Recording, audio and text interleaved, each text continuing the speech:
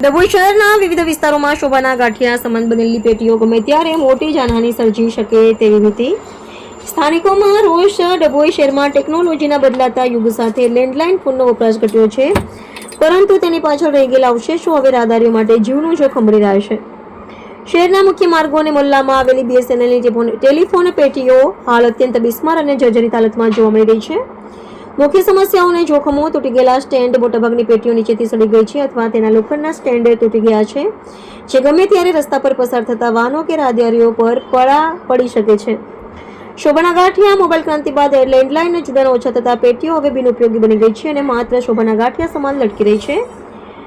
ડભોઈના વ્યસ્ત ગણાતા મેન રસ્તાઓ પર આ પેટીઓ નમેલી હાલતમાં હોવાથી ટ્રાફિક અને ખાસ કરીને નાના બાળકો માટે જોખમ ઊભું થયું છે. સ્થાનિકોની માંગ.